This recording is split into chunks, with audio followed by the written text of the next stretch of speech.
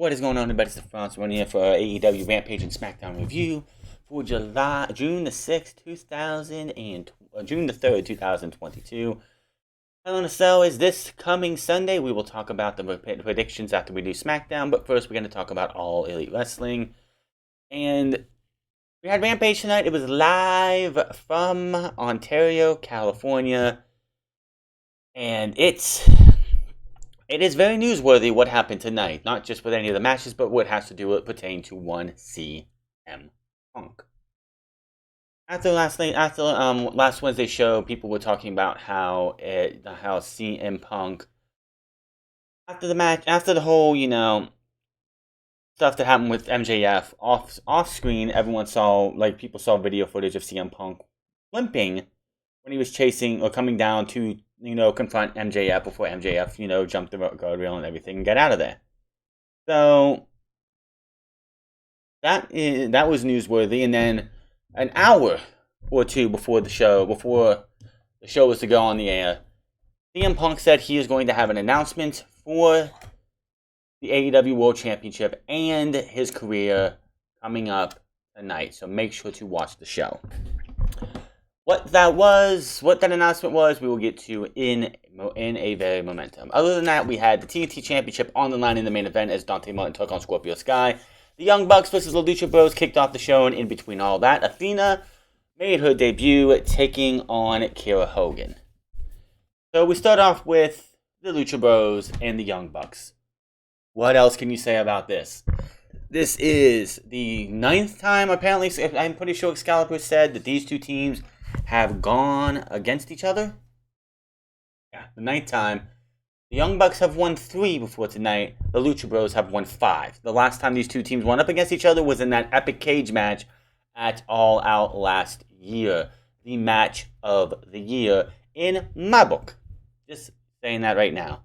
It's the Young Bucks versus the Lucha Bros. You can't, I could not justify trying to recap this because these two teams this is going to be, when it's all said and done, one of the greatest rivalries in AEW's history. Lucha Bros versus the Young Bucks, they faced off against each other at the first 2 pay-per-views, if I'm correct, in AEW history. And they had a match, of course, last year at All Out. They had a match tonight. And I can see them having a couple more. This was just fucking great overall. You had a Fear Factor attempt, but Matt escaped. You had a tornado. Phoenix hits a tornado from the top rope to the floor onto all 3 men. Back in the ring, Matt catches Phoenix with a sharpshooter. Phoenix gets to the ropes as Penta has Nick in an arm submission on the ropes. Really quite weird. He had Matt had Phoenix in a sharpshooter, and then he gets the ropes. Penta gets Nick into an octopus stretch on the ropes. So that was an interesting sequence right there. Back from break, and Matt tries in the boot. It's around this time we see that the Hardy Boys and the Jurassic Express are watching this match and out in the crowd. And how could they not? I mean, this match was fucking fantastic. This is another one of those match of the year type candidates for AEW that the Young Bucks and Lucha Bros go out there. And it's like, we might not be in the tag team title hunt right now, even though I think the Young Bucks are on their way to becoming a 2-time tag team champions. But holy wow. These two teams went out there and just tore the house down. Obviously, the Young Bucks are first time in front of their home state of California. Fans were they were just going back and forth. They go for the BT triggered. Phoenix ducks it. Phoenix tries for a springboard crossbody, but the Bucks catch him into the Meltzer dryer. Penta tries to break up the pin, but the way the Buck was sitting back on Phoenix, he pulled back too much, and Phoenix flopped forward, so he was able to kick out. Penta didn't get there in time because all that. Penta gets up, does the Zero Miedo. Matt rips the mask off. He covers his face. Double super kicks. BT trigger 1, 2, 3. And the Young Bucks pick up the win. They are going to probably be your next tag team champions after they defeat the Jurassic Express. Back from break, we have Powerhouse Hobbs and Ricky Starks, Team Taz, taking on, we didn't get their names, 2 jobbers that they went in, and Excalibur was going to shoot us to a promo that these two cut backstage before the show. And like 2 seconds into the match, they show us that promo, and by the time the promo comes back, Powerhouse Hobbs is pinning one of these jobbers 1, 2, 3. We didn't even get to see the match. After the announces the Excalibur recaps, CM Punk's championship win at Double or Nothing. We hear from Punk later tonight. Jericho talks about rumors flying around about Punk will address them. Back in the ring, here comes Kiera Hogan. Here comes Athena. Athena had this cool jacket on that had a device on the back that had metal wings that she hit a button, and the wings were spread out, and they retracted in. That was pretty cool. You got Kiera Hogan with Jade Cargill, Red Velvet, and Stokely Hathaway versus Athena. And Athena's great. She looked fantastic in this match. Athena hits a short, sort of a hesitation dive, which was what happened basically was Kiera Hogan went outside to, catch a breather. She's talking to Stokely, trying to see if everything's good. He's like, come on, you got this, you got this. Athena goes to run and do some kind of a dive, but Kiera Hogan wasn't in the position at the right time, so she had to stop herself, get on the apron, and then she dove on top of Kiera Hogan. So that was very interesting. We go to commercial break. Picture, back from break. Both women are down. Hogan misses a clothesline. Athena catches her with a running dropkick. A series of kicks sends Hogan to the corner. Athena hits her front handspring elbow strike and goes to the top rope. Velvet gets involved again, and Hogan pulls Athena down. Hogan follows up with a head scissors takedown and running boot to get a 2 count. Hogan goes for a suplex, but Athena escapes and hits a big strike. Athena goes to the top rope, but Hogan hits the ropes, and Athena crotches her. Hogan goes up to get her, but Athena pushes her off and comes off with the O-face. And yes, it was called the O-face, which is the Eclipse in WWE, or her top rope running diving stunner for the 1, 2, 3. After the match, Athena gets back on the turnbuckle and invites Jade to come in, but Jade is not having any of that, and they disappear. Get a pre-recorded comments from the House of Black. Malachi Black saying Julia Hart's portrayal was carefully executed plan. And Julia Hart's pretty much like, this is what you wanted. This is the fruit. This is the fruits of your labors. And the House always wins. They all back out. And she just looks good with the House of Black, in my opinion. That's all I got to say about that. CM Punk. Oh, CM Punk. I know they put this on YouTube already, so we're going to listen to CM Punk as soon as I can get it up.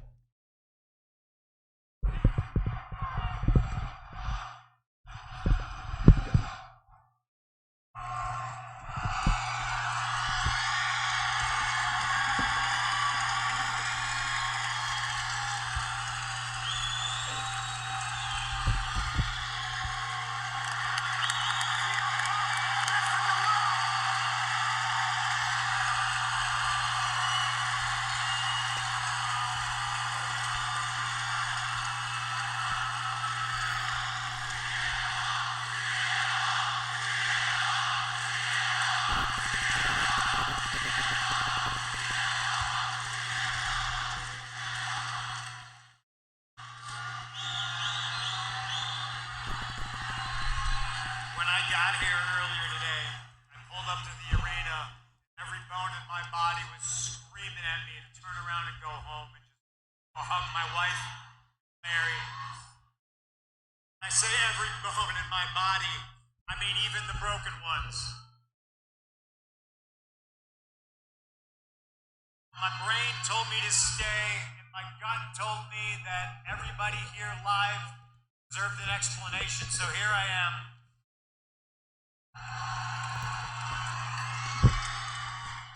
I said, since I stepped foot here in All Elite Wrestling, that I was going to wrestle and give you my all until the wheels fell off.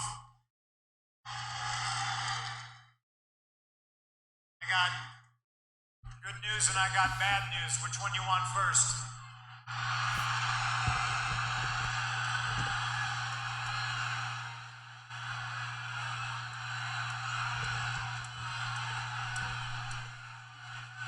The last thing I ever wanted to feel like I was letting any of you down. The last thing I ever wanted to do was leave you feeling disappointed.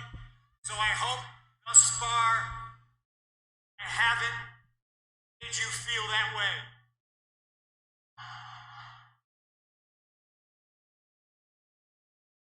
have loved every single second I have been in this ring.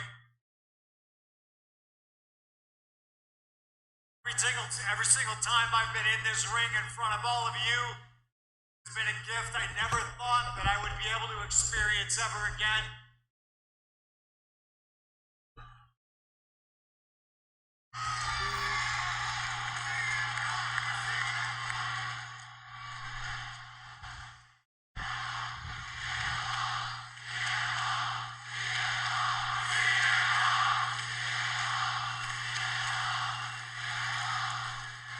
It's okay, here's the bad news. The bad news is I'm injured and I need surgery. A couple of things are broken. The biggest one is my heart. Because I love nothing more than performing for all of you, and I wanted to go on one hell of a run. That's the bad news. The good news is I can still do all that.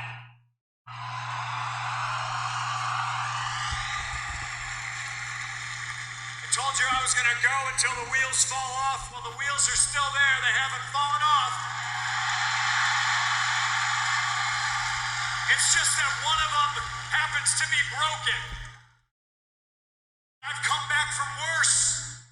I felt better than I feel today, but I am here to tell you that I've also felt a hell of a lot worse. This is a bump in the road. It hurts. It hurts like hell. I want to wrestle for you. I want to wrestle right now. That being said, let's talk about this title. Let's talk about being AEW World Champion. I told Tony before I came out here that I don't want to hold this place up. There is a long laundry list of talent in the back that can fill my shoes. They can be champion. I'm talking Bryan Danielson. I'm talking Jon Moxley. I'm not here to stand in anybody's way. I told Tony I would relinquish this title, but Tony told me that he believes in CM Punk. And he believes this is just a bump in a road, and I'm going to tell you, God damn it, I needed to hear that. Because sometimes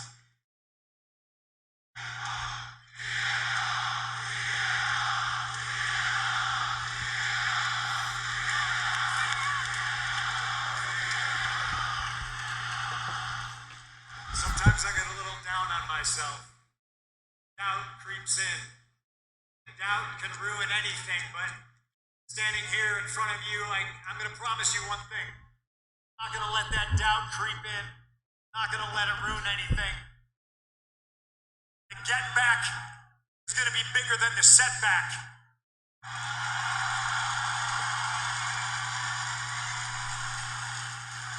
I'm champion for a reason. And I'm going to show you exactly why. I will come back bigger, faster, stronger, and hungrier than ever before.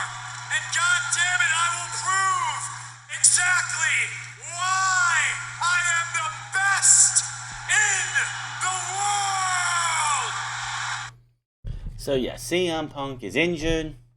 We can only speculate how he got injured. I think a lot of it has to do with that moronic idea of him deciding to jump into the crowd and crowd surf, and watching his leg hit the barricade, the metal barricade that they use, probably wasn't what fully injured him, but was probably the start of the injury, and then it just got worse as the match went on with him in FTR on Wednesday night. But no, and that entire promo right there was so open-ended. Everyone was so confused. Is he still the champ? Is he not the champ? What the hell is going on? Jericho on commentary twice said he had to relinquish it. It wasn't till towards the end of the main event where Excalibur said that CM Punk is still AEW Heavyweight Champion of the world. However, and I think Tony Khan does not want to vacate any title anytime soon. I mean, Cody Rhodes was out with COVID for 2 weeks, and they did an interim champion instead of just swapping a championship, like a different title match, instead of having Sammy take on Cody for the or take on Dustin for the interim championship. So Yes, on Wednesday night, there will be a Battle Royal. Jon Moxley is the number 1 contender right now. He is the number 1 contender. Now, the winner of the Battle Royal will take on Jon Moxley. The winner of that match will then go to Forbidden Door to take on Hiroshi Tanahashi for the AEW Interim World Heavyweight Championship. So, I don't even think it matters who wins the Battle Royal because they're going to lose to Jon Moxley because Jon Moxley has been winning a singles one-on-one match against Hiroshi Tanahashi for 3 years. Yes, he got a little bit of a taste of Tanahashi at Capital Collision, but that was a fatal 4-way. Jon Moxley wants a one-on-one with Tanahashi, and he's going to get that one-on-one as it will be Moxley versus Tanahashi inside the United Center at Forbidden Door, and it's going to be a fucking great match. Who wins the Battle Royal? Again, it doesn't really matter because they're just going to get destroyed by Jon Moxley. Ed Moxley, who is the number 1 contender, and it makes sense that anybody who wants to fight, who wants to get a shot at the interim championship, or being crowned the interim championship, Jon Moxley should have a say in that because he has been number 1 contender for the last week or so, and he's been in the top 2 since 4 weeks, really. TNT Championship match, Dante Martin versus Scorpio Sky. This was another really good match here. Sky controlled with strikes and headlocks early. Martin pushes him up and runs into a series of shoulders block. Martin hits a series of arm drags and locks on the arm bars. We go to picture-in-picture. Go towards the end of the match. Excalibur does announce the Forbidden Door interim championship match. Sky hits the TKO, gets the pin. Sky is favoring his ankle after the match, but is able to move around.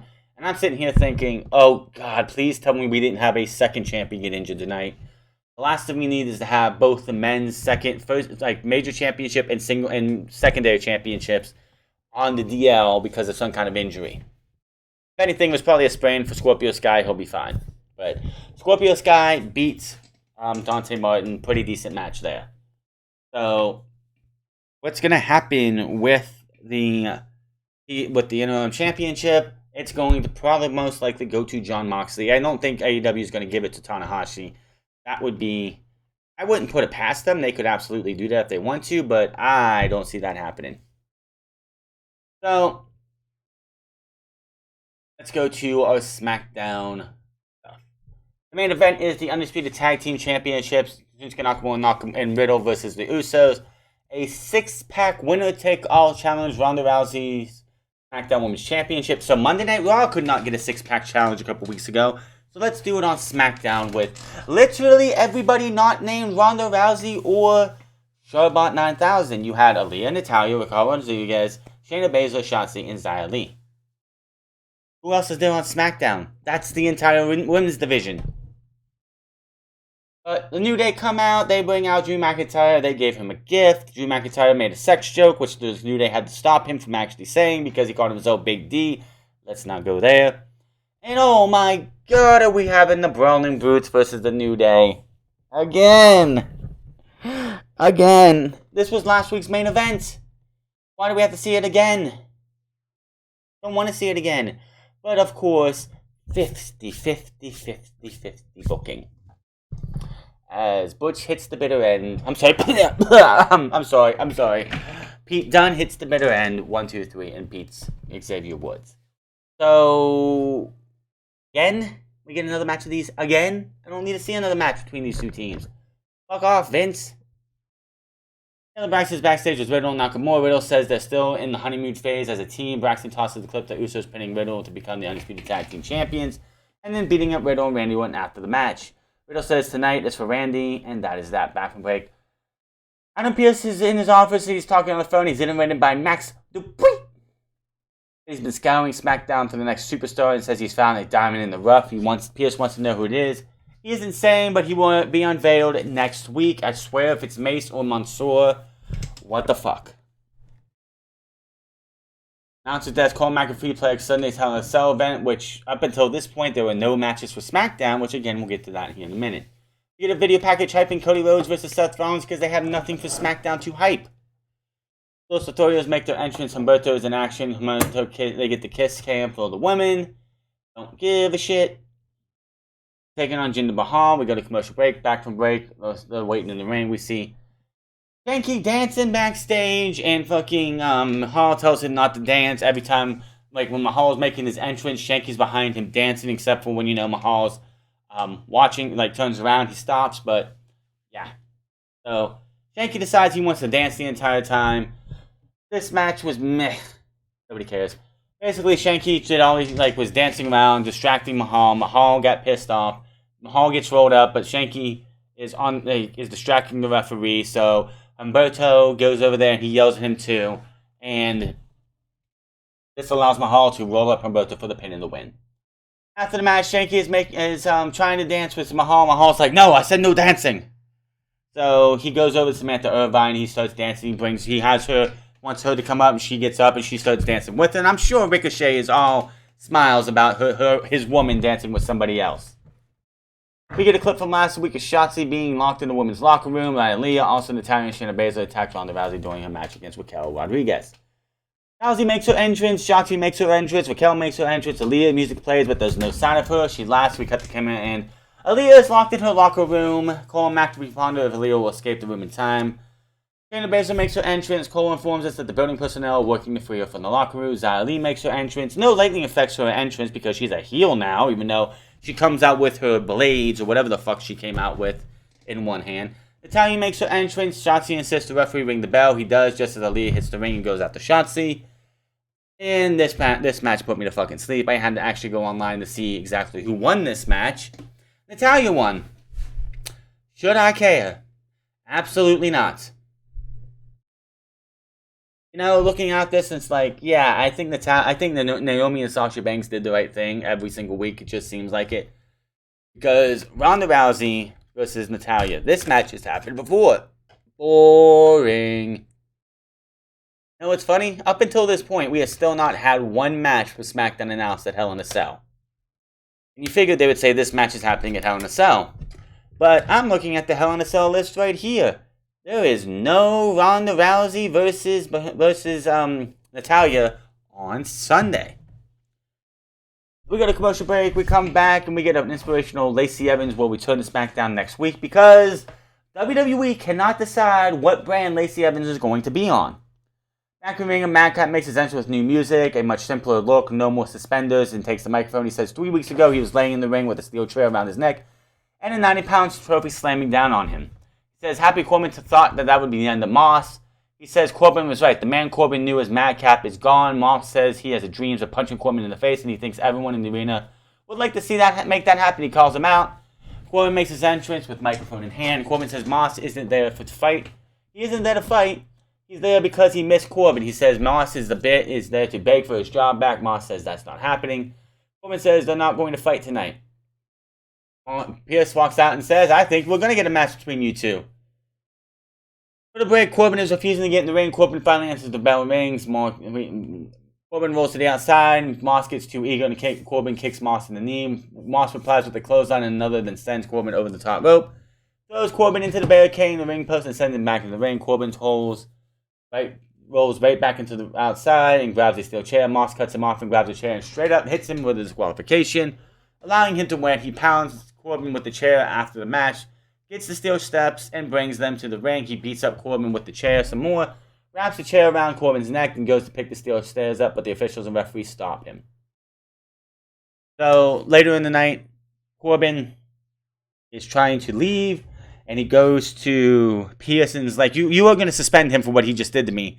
Pierce is like, no, what you did to him 3 weeks, there's going to be no suspensions, but we are going to have a rematch with you two on Sunday at Hell in a Cell in a no-holds-barred match.